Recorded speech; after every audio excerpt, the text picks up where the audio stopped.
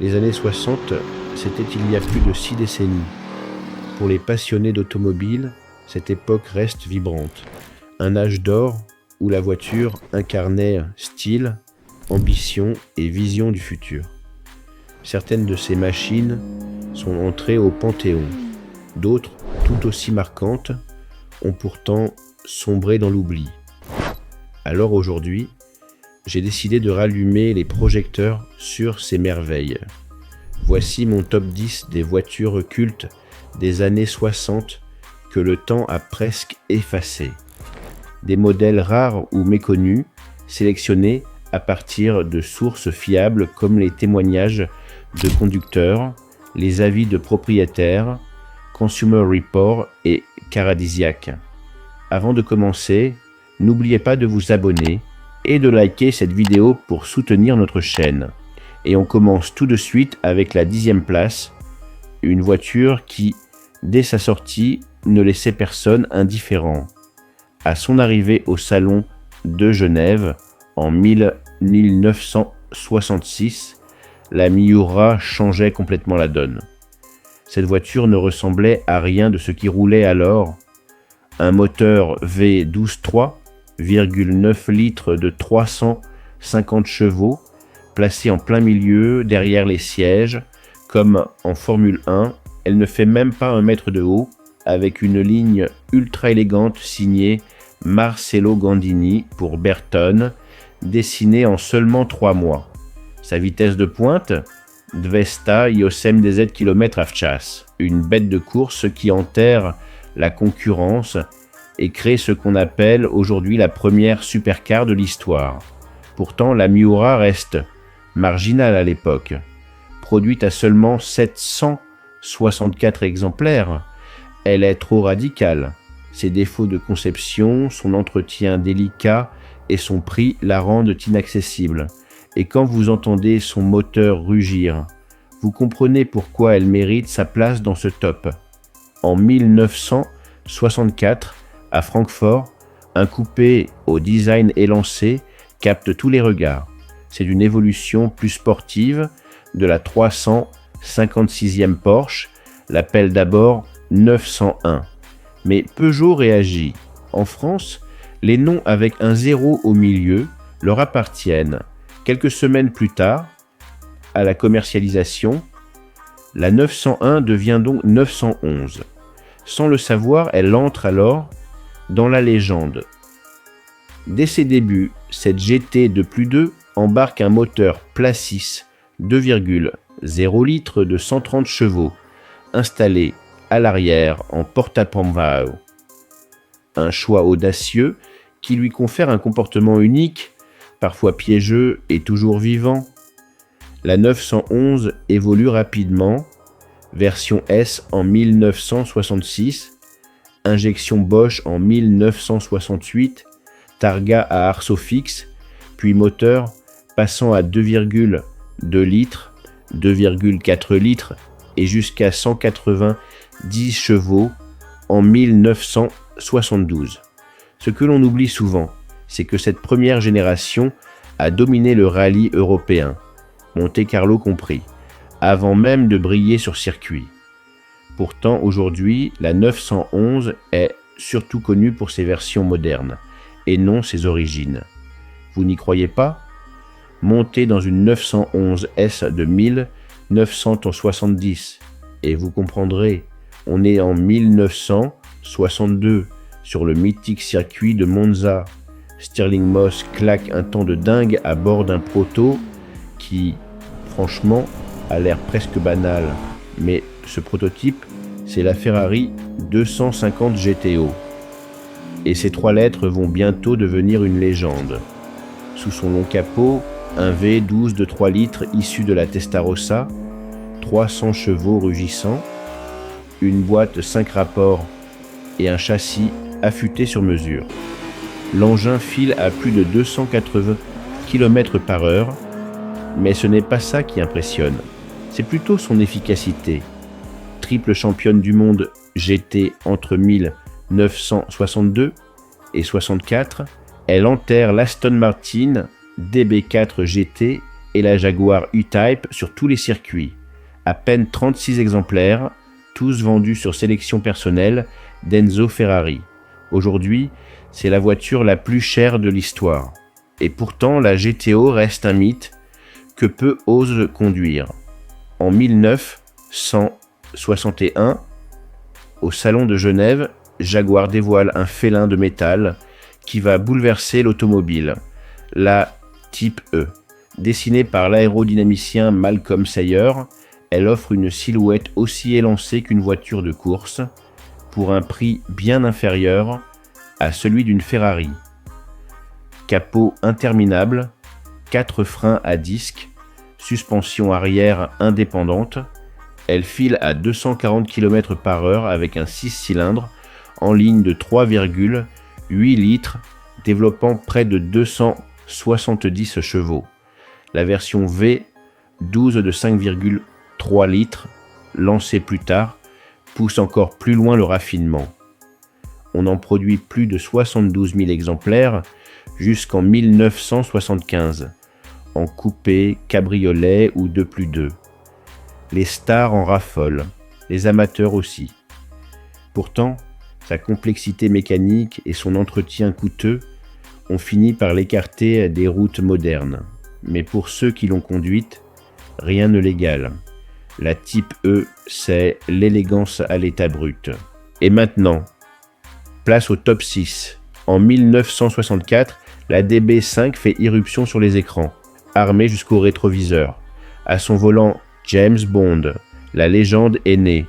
Derrière les gadgets se cache un coupé grand tourisme britannique, 6 cylindres en ligne de 4 litres, 282 chevaux, 230 km/h en pointe. La boîte manuelle ZF à 5 rapports vient enfin corriger la transmission capricieuse de la DB4. Sa carrosserie, signée Carrozzeria Touring, repose sur une structure Superleggera en aluminium, aussi fine qu'un trait de crayon. Sa silhouette devient culte, la miniature Corgi se vend par millions et les enchères s'envolent.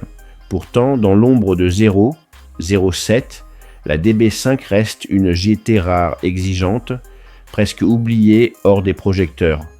Une star discrète, éclipsée par sa propre légende. Quand elle apparaît sur les routes d'après-guerre, personne ne devine qu'elle deviendra la voiture la plus produite de l'histoire. La Volkswagen Type 1, surnommée Coccinelle, a été pensée dans l'ombre du Troisième Reich. Mais c'est dans la paix qu'elle va conquérir le monde. Propulsée par un flat 4 refroidi, par air de 1192 cm3, développant 34 chevaux, elle atteint 115 km/h pour un poids plume sous les 800 kg. Produite à plus de 21 millions d'exemplaires, elle traverse les décennies sans changer de visage.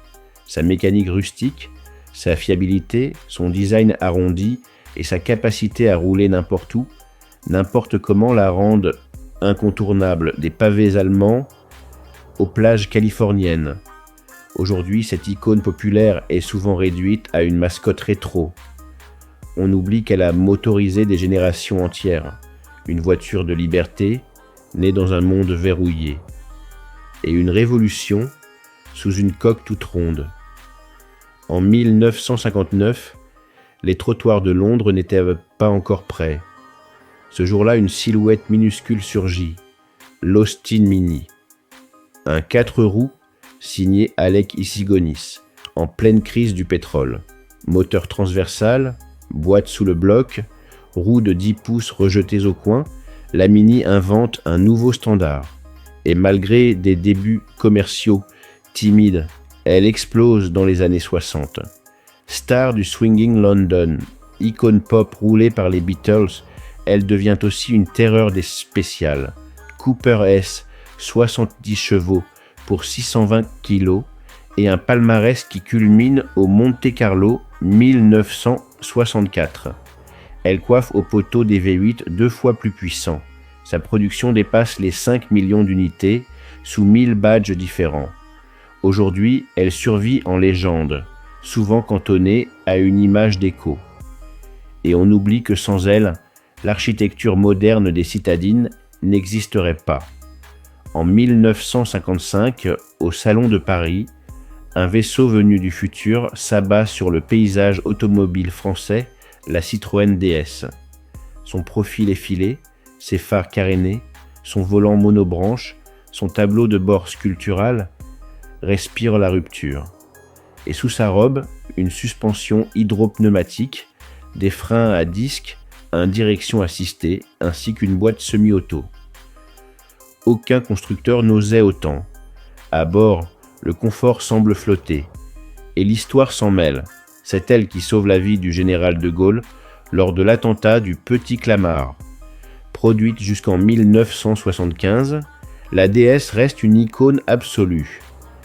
Pourtant, ses innovations paraissent parfois désuètes face aux standards d'aujourd'hui, et son nom s'efface derrière sa propre légende. Mais jamais une berline n'a autant bousculé l'ordre établi. Jamais une voiture n'a été aussi art total. Et si vous n'en avez jamais conduit une, il vous manque un chapitre entier de la passion automobile. Quand vous entendez le nom Corvette, vous pensez sûrement à une icône américaine, à un monstre de puissance ou à une carrosserie sculptée pour la vitesse. Peu de gens se souviennent que cette légende a pris naissance dans les années 60, dans l'indifférence presque totale. La première génération, la C1, peine à convaincre, trop sage, pas assez performante, presque fragile. Tout bascule avec la Corvette C2 en 1963.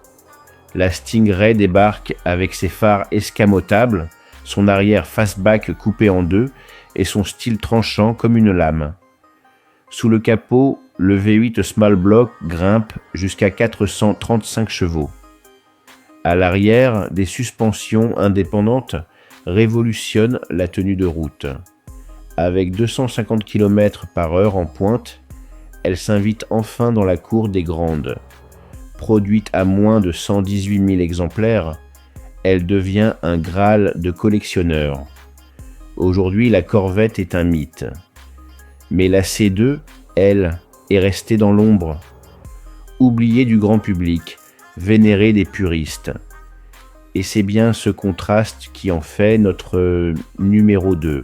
En avril 1964, Ford présente au public une voiture qui ne ressemble à aucune autre. Un long capot tendu, une calandre barrée, d'un Mustang au galop et un prix d'appel à moins de 2500 $. La Mustang est le début d'une révolution. Sous le capot, un 6 cylindres de 2,8 litres en entrée de gamme, ou un V8 de 4,3 puis 4,7 litres pour les plus exigeants. Le châssis, emprunté à la Ford Falcon, permet de contenir les coups tout en offrant une base solide. Et comme résultat, une propulsion nerveuse, légère, à peine plus d'une tonne et surtout entièrement personnalisable. En 2 ans, Ford en écoule plus d'1 million. La Mustang invente à elle seule le concept de pony car, compacte, abordable, sportive. Un idéal de liberté motorisé pour toute une génération. En Europe, Soma et Gilieu, son image s'est diluée avec le temps, écrasée par d'autres légendes. Mais à ceux qui l'ont vu passer un soir d'été, grondant sur l'asphalte avec ses doubles bandes blanches, la Mustang n'a jamais paru aussi vivante. Et voilà, fin du classement des 10 légendes parmi des années 60, presque, oubliées. Si vous avez aimé ce voyage, abonnez-vous. D'autres pépites mécaniques arrivent très vite, et j'ai trop hâte de vous les faire découvrir. Et peut-être qu'un jour, vous tomberez sur l'une d'elles, restaurée, prête à en découdre sur une petite route de campagne. À bientôt dans le garage français.